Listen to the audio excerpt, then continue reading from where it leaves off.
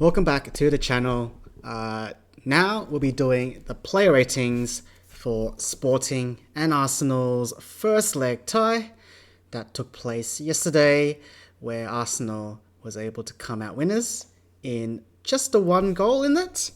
But yeah, great to see the boys get back to winning ways after a pretty disappointing couple of results the past 2 weeks.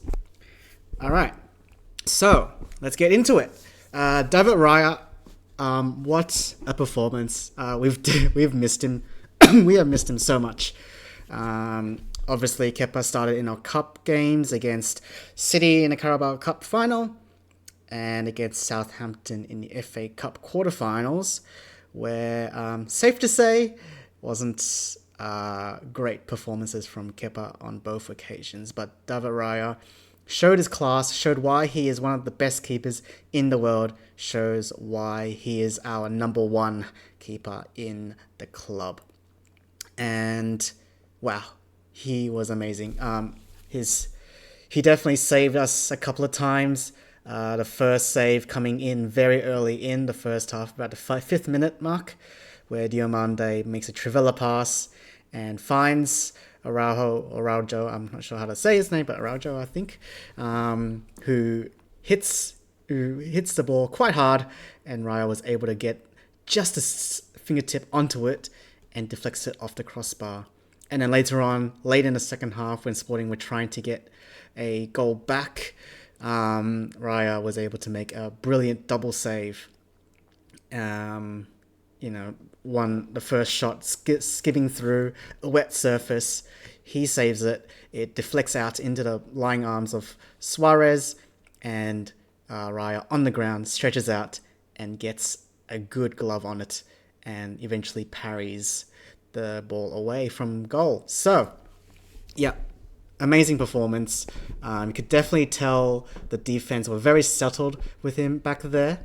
And it definitely shows. So Raya immediately is my man of the match.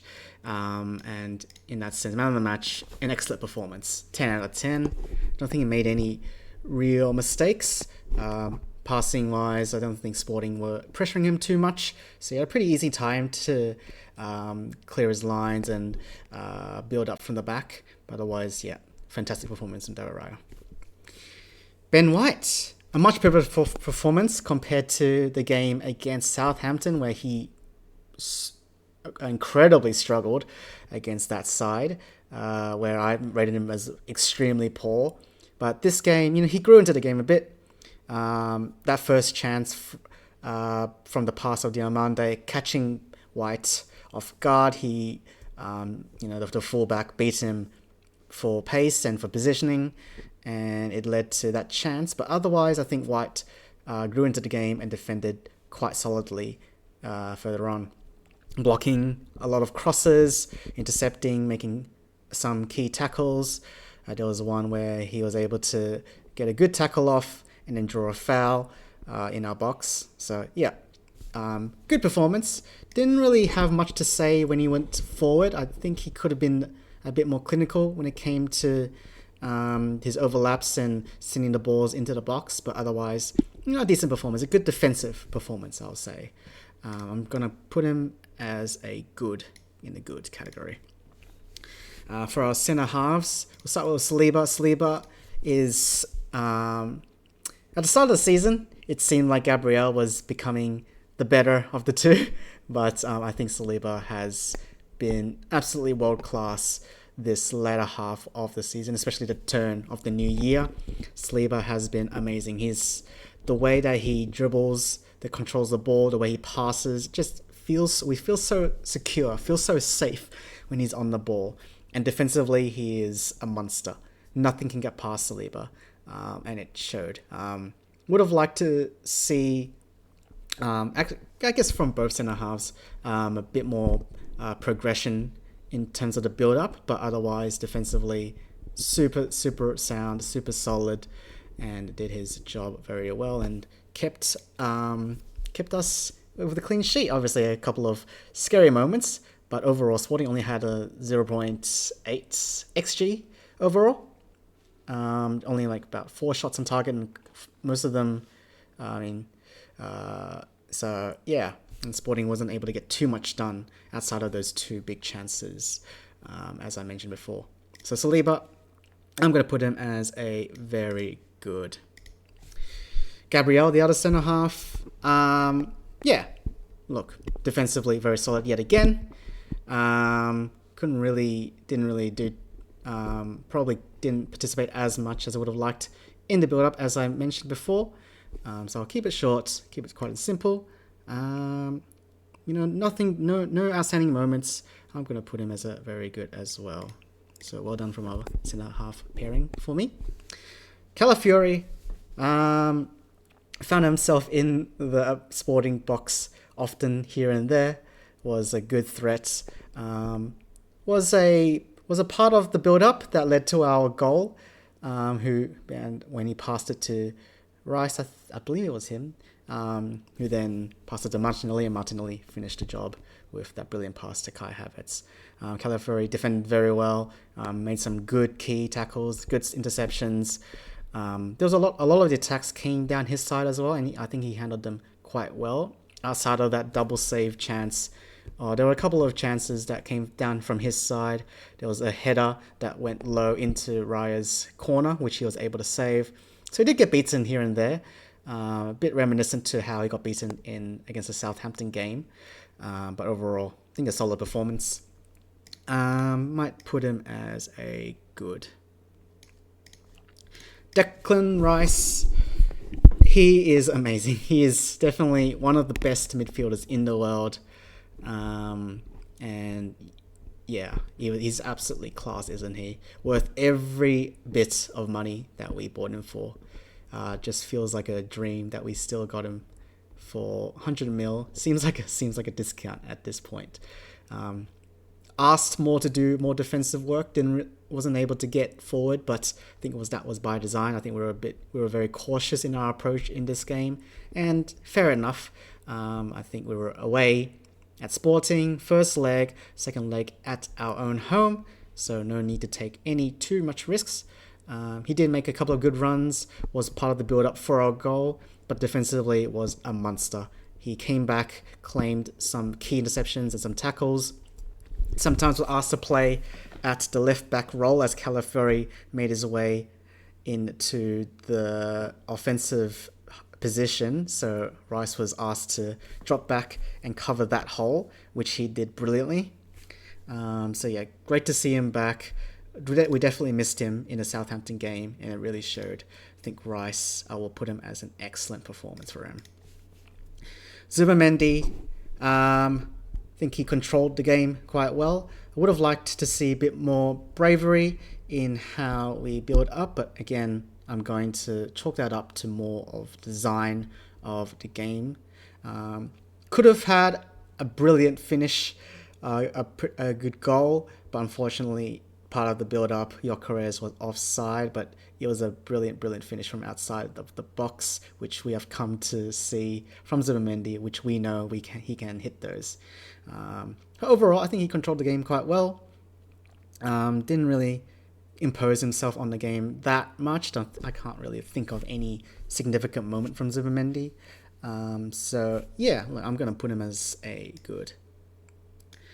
Martin Odegaard continues to be a very divisive player in our, I guess, fan base. A lot of people are expressing their concerns and their frustrations with his ability to move the game forward. Lots of sideway passing, lots of backward passing, maybe not confident enough to take the ball on a turn and make a run in a midfield like we see a lot with Dowman, and in this game Madueke did as well. So yeah, look, I'm still hoping to see that side of him, wanting to see, because he does like to control the game from deeper in the pitch. He drops back, receives the ball, and tries to orchestrate the attack around him there. So isn't regularly in the positions to be further up at the pitch, which I would like to see him more. But he is still looking to be creative. You can see him trying to be a bit technical with his dribble at times, trying to beat his man, trying to make backheel passes, that sort of stuff. He does put the ball forward at times, and I think there was a stat. I think he had like 6 entries into the Sporting box. So yeah, look, it's a sneaky one. It's hard to judge, hard to rate Odegaard at this stage, but I think he does get into positions at times. He did. There was that one opportunity early in the first half for us, where Madueke's corner hits the crossbar. It deflects to his feet, and unfortunately, he sprays the ball wide to the right. So I think his finishing still needs to be a bit cleaner, a bit more clinical. I think there were a couple of times in the Southampton game where he could have definitely had a good finish. So I think his shooting boots are still needed to be found. But I do appreciate his ability to control the flow of the game, even though it may be slow paced. Hopefully, we'll see a different side to him in the Bournemouth game, potentially the second leg of the Sporting game as well, where we're probably going to be asked to be a bit more aggressive. So look, he's still a fantastic captain. He still leads the press for us very well. He's still a personality, still a player that we definitely need at this club. But I'd like to see a bit more impact going forward from Odegaard. And we know he can do it. We've seen him in the past. I think he's just... I think it's the tactical design that's asking him to do that. I will put him as a 6 in the good category. Leandro Trossard, he's definitely fallen off form ever since his comeback from injury. After starting the season in red-hot form, he was brilliant. He was probably one of the players of the season at that stage. But recently, after coming back from injury, Trossard hasn't been his old self. He hasn't had that technical security that we know he can be. His finishing is still a lot to be desired. At times his passing may not be as accurate as we would like it to be. Definitely didn't impose himself at all in this game.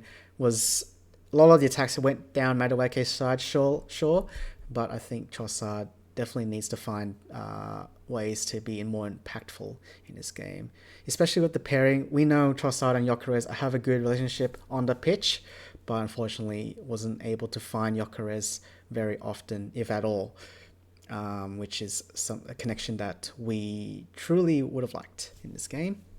And yeah, I'm going to put him as an average. Not a very memorable performance from Trossard. Madueke was honestly very brilliant in this game. He was an absolute pain for Araujo to deal with, and I don't know how he escaped with no yellow cards to his name. I think he committed 6 fouls on Madueke, and at some point, Madueke was, asking the ref, how many more times am I going to get fouled before he gets carded? Which is a fair question, because consistently he was beating his man, completing a lot of dribbles, getting into the box in good positions, looking for a cross. Obviously, his finishing product is something to be desired, and that's something that is a known quantity of Madueke. But we know he can be. We know that he has a good shot in him, a good cross in him. We have seen him in the past with that sort of effect. Just hoping to see that consistency, but he was an absolute pain for the Sporting defender to deal with, and he was our biggest threat for a majority of the game. And definitely always appreciate his willingness to take the game on, willing to always try and beat his man before anything else. And so I'm going to put him as a very good. Last but not least, so our starting 11, Gyökeres. Wasn't able to get involved that much in the game. I think a bit of that is by design. We were not, that willing to play him in the back behind the defense. More focusing on the wing play, and didn't really get that many touches, which I guess is a pretty standard game of Gyökeres, which is, I guess, not great to think about, him not getting that many touches of the ball that often, but I guess that's what he does. He likes to hang on to the last line of the defense and draw a couple of defenders. And to be fair, that's what he did, and was a part of how he scored. A couple of defenders were on Gyökeres, allowing Havertz to run in on behind, find a gap of space, and allows him to get that finish. So Gyökeres is impactful in that way, but when the service is not there, and I guess he's not presenting himself to be that sort of target man. But a couple of good hold-up players here and there, but obviously not too much of an effect of the game. Did have a shot on goal, but it was a pretty tame shot as he had to cut inside and in one motion try and shoot it and shot it in between the defender's legs, but didn't get the relevant power to beat the keeper. So I'll put him as an average. Okay, so Mikel Arteta. I think he got a lot of stuff right. I think the starting lineup, no qualms about the starting lineup that was put out there. I think it was the best 11 possible for us. Obviously, you're in Timber, Saka, Eze, they were all out to injury. Nketiah also out to injury. So outside of that, I think the starting 11 was solid. Can't complain. Maybe you could entertain the idea of starting Martinelli instead of Trossard, but I think it's tried and proven that Martinelli thrives against the tired legs when he comes on as like the super sub, and yet again that definitely shows. So I think his subs were impactful. Obviously, two of the subs combining to score that winning goal with Havertz and Martinelli, and for the most part, I think we controlled the game very well. And yeah, I think he deserves to be in a very good for Arteta. And a quick word about subs. Not many subs this game, only 3 subs utilized last night, with Havertz, Dalman, and Martinelli. What a moment for Dalman. I think he's now the youngest player to participate in a Champions League quarter-final, and he's probably going to keep breaking those youngest ever records as he'll play more and more as the journey goes on, hopefully all the way to the finals. But definitely Havertz goal, all you need to say about him. Lovely first touch to control the cross from Martinelli, and had the composure to very simply just pass it around the keeper into the back of the net. So great contribution, very good. Max Darman, he is so exciting to watch. He just, much like Madueke, as soon as he receives the ball, all he wants to do is beat his man first and foremost. Didn't get too many chances to do that, I guess, in this game. I think there was that one incident where Araujo was bear hugging him and somehow Dalman got called for a foul. That was a bit ridiculous. But otherwise, came on, didn't get pretty late in the game, didn't get too much opportunities to impact the game, but I think he showed his class and his excitement level. I'm just leaving him at around 6 for now. And Martinelli, obviously the main man for providing that cross to Havertz to score that goal. Yeah, that's all you need. Sometimes just need that little bit of brilliance, a bit of bravery to take the man on. He beats 2 players, and because he beats 2 players, he draws another defender towards him and allows Havertz to run in behind, finds him perfectly with the ball with a good amount of curve, and allows Havertz to slot the winner. So for that, I'm just going to put him as a very, for that one moment, an excellent performance from Martinelli, even though he only got involved in that one bit. It was a game winner, and that's all you need from him. So, yep, that's my player ratings for the game against Sporting in the first leg, and hopefully we can finish off this tie at home in similar fashion. Come on, you Gunners.